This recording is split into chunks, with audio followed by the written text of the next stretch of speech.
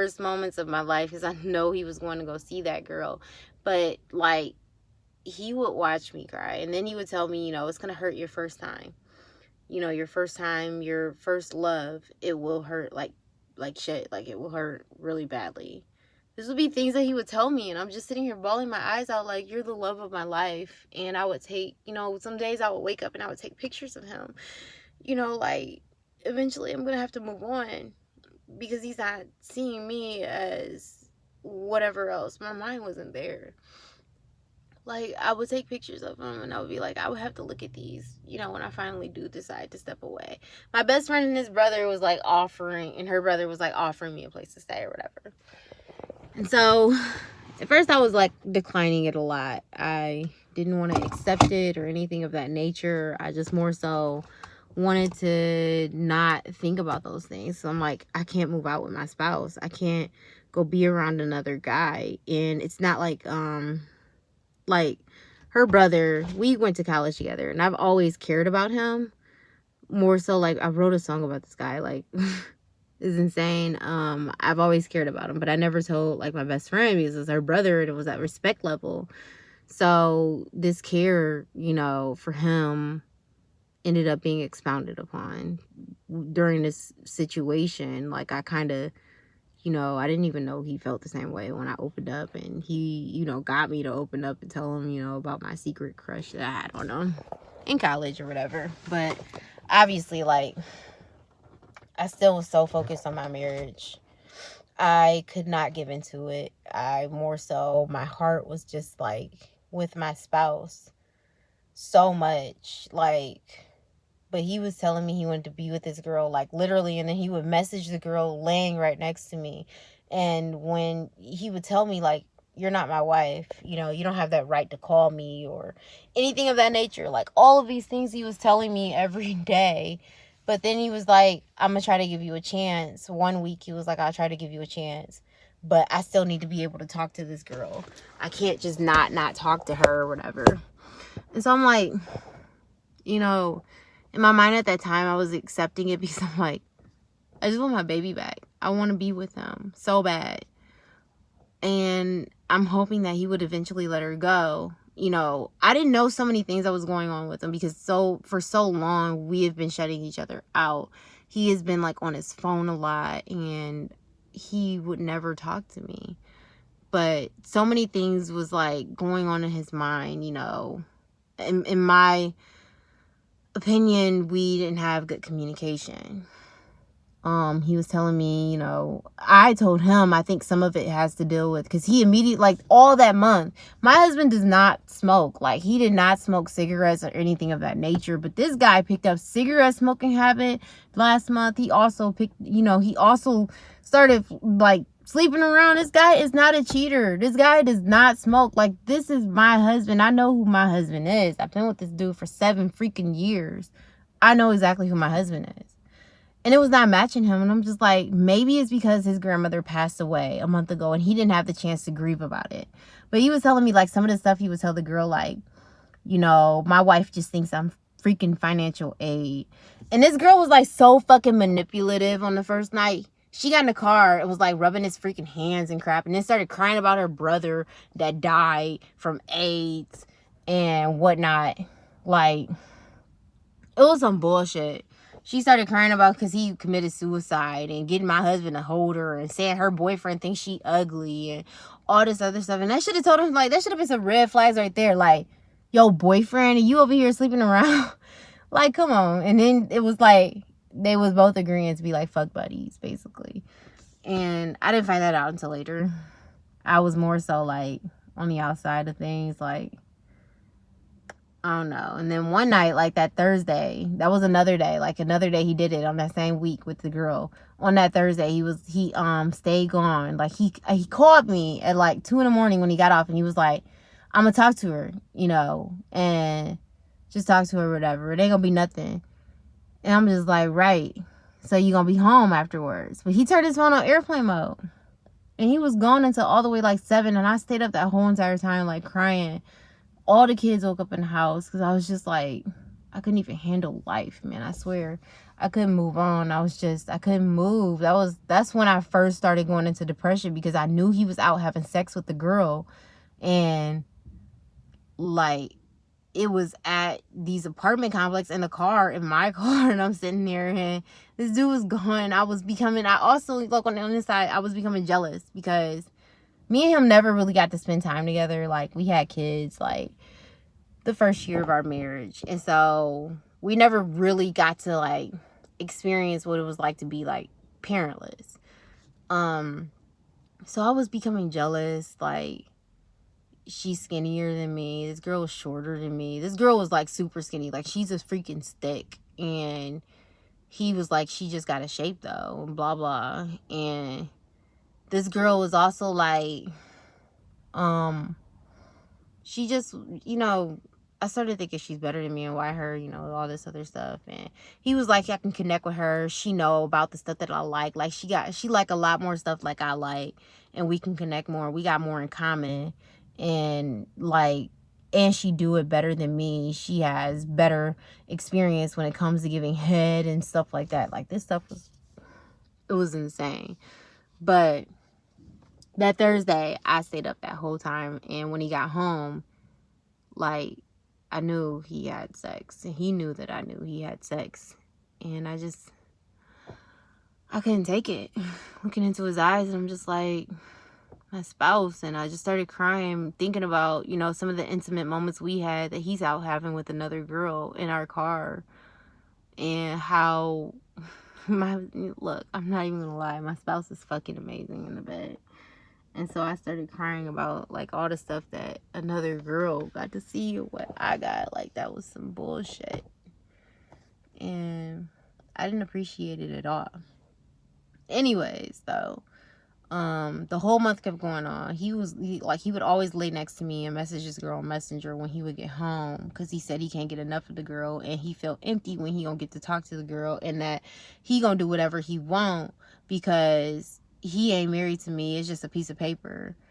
And so my heart was still telling him every single day, I love you with all of my heart, because I did. He was my heart. Like, he was my literal heart. And I would tell him these things, but he ain't give a shit. Like, I would even cook for him every Sunday. I would try to make it different meals or whatever. But he would, like, go to work, probably pretend as though he was eating the food. But the girl was, like, buying him food at work and stuff like that. Like, and eventually I said to myself, no matter what I do, he not going to appreciate me. No matter what I say, he's not going to appreciate me. No matter what I give into, this dude is not going to appreciate me either way it go. So, long story short, it was another time. He promised me he would never sleep with the girl again. But it was another time where he drank Hennessy at work or whatever. And the girl and him was flirting all night, and she told him she could give him head again, and he told himself in his mind that's not really sex. So he ended up allowing her to get in the car and give him head. And I kind of knew something bad was going on. I feel like I know the night that it happened, because when he came home, I ignored him. Now, I didn't necessarily ignore him. I kind of just gave him the day and gave him the space that he wanted or whatever, to let him be.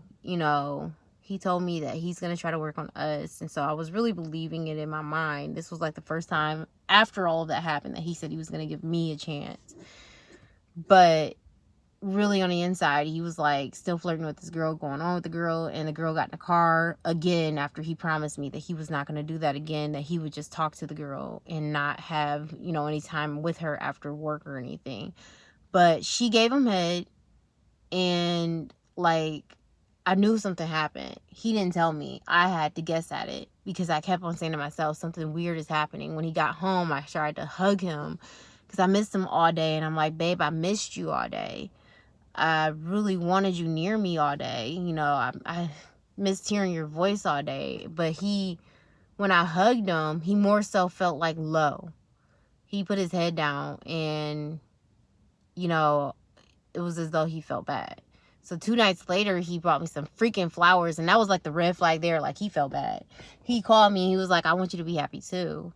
And I was thinking like it was something romantic or whatever else. So I started smiling, because, I was praying every day. Like, I would wake up pray. I would sit there in the middle of the day and pray. Anytime that I was thinking about the situation, which was like all the time, I literally was praying. I had this prayer book it was like for husbands and wives. And I was like becoming faint at that because I'm like, nothing's working. He's not going to give up on this girl.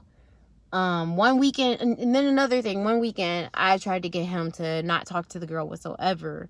You know, like I would say, you know, this was our weekend, because he told me it was our weekend. It was the weekend he brought the flowers, and I was thinking it was something romantic. He was like, no, it was just a friend gesture, letting you know, I'm still there for you and I want you to be happy, or whatever else. So my whole idea of romanticism was like out the door, and I'm just like, you know, he really doesn't want me, whatever. I started to believe these things. And so anyways, like that next day or whatever, we were supposed to have our weekend. He called it our weekend, but immediately I started to realize, you know, it wasn't our weekend, because the girl like said hi out of the middle of nowhere, and he just started going crazy, like messaging the girl, then sitting next to me, and he told the girl that he loved her, and they were sending love notes to each other. Like, I had access to his messenger, so I seen everything that was going back and forth between each other. And they were like sending these love, like, oh, I love you, oh, I think about this song when I think about you, and this sort of, you know, it was insane. And I'm just like, what the fuck? And he told, like, I told him, I think that you're acting as though you're in love with this girl, but you don't realize that you're just, you know, in lust. I was being dumb the whole entire time. Like, I was just more so focused on trying to work on a marriage that may have already been done. And so I didn't realize it until, like, he decided to really, like, this was the last straw. Like, he said, I'm going to give you a chance this time, babe. I'm going to give you a chance. And I'm not going to talk to this girl. But it was this one specific time, you know, I'm just like, dang, I'm getting tired of this. I'm getting tired of going back and forth. He never going to get his up. And this was all, like, the end of August, because I couldn't take it anymore. I was so fucking depressed. I couldn't eat. I couldn't do anything. Like, all I could do was just think about him being with this girl. My stomach was like going through these things. I don't know if any one of you guys had like depression, but like when you have depression, your stomach goes through things. You can't simply just sit there and think you're like, these cramps come and you can't even eat. All you can do is throw up if you're gonna eat, or just throw up in general. Like, it was horrible. But this dude, like, told me this day, he was like, at least I put you first. I called you first before I went to go hang out with this girl at the table, sit next to her, whatever. And she bought him Outback. And he threw away my food. Like, I was fixing him special meals, trying to keep away from talking to this girl. Like, I was fixing him some stuff. I was barbecuing, whatever. It was some stuff. But he apparently threw my meal out, took her Outback or whatever. And my effort just basically went to waste. And I realized immediately, no matter what I do, he's never going to get his girl away. Because the girl obviously is better than me. And obviously, I don't mean anything anymore. And that's when I finally got the point and I left the house. And when I left to go be with my best friend and her brother or whatever. The brother, of course, you know, seen it as an opportunity. But I kind of told him, you know, I can't. You know, I just can't put my heart there like that. I care about him a lot. I love him, you know, a lot like that. But, like, I can't put my heart there because he's still my husband. And I'm still married to him. It's not a piece of paper, as he was saying. To me, it's only final when you go downtown and you finally see those papers in the mail saying you are divorced. Like, I didn't see those papers in the mail yet, and we ain't even get there yet. Like, so how we divorced? So I had to wait. I couldn't get involved. Like, I can't get involved because I'm just like, I'm that person. I believe in love, and I don't know, my family, they still not on my side. But literally, I knew he was gonna go because I took the cell phone, I took the internet and everything, and he had to go sell the game to go get a cell phone at the store. And he called that girl. The girl came to come pick him up and take him to work. And I knew he was going to go sleep with the girl again. But I'm just like, what the fuck? I don't give a fuck anymore. I'm moving on. I'm moving out. Me and my kids was like sleeping on the floor. And it was some hectic stuff. Like, I'm just like, what the fuck? I kept blaming him. Like, what the fuck, man? Me and your kids are sleeping on the floor. We're hungry. We're not eating. I was I was so over it. He broke our TVs. He did everything to make sure that I was going to be in pain. And I was just so over it. Like, I kept taking things from the house to make sure, you know, that I was getting away and never was going to return. I did not want to see this apartment again, ever. I didn't even want to see his face again, ever. I did not want to come across him because he cussed me out. He cussed my mom out. He told me I was a bitch, told me the girl was better than me. And that night he went to go be at a hotel with the girl. That took the fucking cake. Like, that was the topper on the cake. And then he gonna call me when he get home. I didn't even know he was gonna be staying there. I thought he was gonna go stay with that girl. Like, I literally thought he was gonna move in with that girl at that time. So I was about to cut the electric off and everything. And he gonna call me basically talking about he wanna see his kids. And I'm like, whatever, but I don't feel like talking to him. And so he kept calling me over and over. And eventually he was like messaging my best friend talking about, you know, tell her I'm sorry. Tell her I want to be with her. Tell her I do whatever, blah, blah, blah. And then he started leaving me voicemails, crying and crap. And I couldn't take it. And I'm like, you know, my heart, if I get on the phone with this guy, I'm going to be weak because I know how it is with my husband. I love this guy and I'm going to give into it. And I don't want to give into it. So he kept on calling, leaving voicemails and crying and whatnot. At first he didn't want me to know his number, and then he unblocked the number just so I could know it was him. And I'm like, what the fuck? I don't want to talk to you in my mind, because I'm like, I'm gonna give into it. I'm gonna fall for you again, and I don't want to fall into that rut. And you with this girl, you don't want to give this fucking girl away. Like, but then he started leaving voicemails like, I'll leave this girl alone. I'll go to the next shift. I will quit my job if I have to. I would do this. I would do that. And I will make sure, you know that I'm not cheating with any other girls at work or flirting or anything of that nature. And so I'm like, whatever, in my mind, because we've been here. But I knew it was genuine because I could feel his heart, you know, through his words and his tone and everything of that nature. So I called his best friend or whatever. And I'm like, hey dude, you need to talk to your buddy or whatever, because if I talk to him, you know, it's not gonna be cool. I'm gonna give into it, and I need you to, you know, support him, you know, comfort him in this time, because he's in pain right now. He's crying. And like, while I'm on the phone with him, my husband kept on calling back and forth or whatever. And I'm just like, please call him, because he's in so much pain and I can't talk to him right now. So he calls him. Then he calls me back. And I didn't even think of anything. I'm just thinking like, you know, okay. Because I know his best friend, like, but I don't know him like that. But he called me. He was like, you know, he in pain right now, blah, blah, blah. And I could tell, you know, he's not a cheater. Like, I already know. I'm like, I know he's not a cheater. Like, I know my husband ain't no cheater. Thing is that he going through some stuff. But now he in love with this girl. Like, I can't take this next step. And I'm not about to sit here and sit in no house with this dude being in love with somebody. But anyways, though, like, he kept talking or whatever. And eventually my husband, like, started crying in the background on the phone. Like, this dude three-wayed me with my husband. My husband was like, he told me to do it. I'm sorry. He kept begging me to call you and call you and call you. And he knew you wasn't going to answer his phone call. So I called you to try to see, you know, to get y'all to talk to each other. And he told my husband, like, dude, you need to go after your marriage, man. That's some, you know, he told us about how he cheated and all this other stuff. And I'm just like, hearing my husband's voice and hearing him cry on the phone, obviously I gave into it.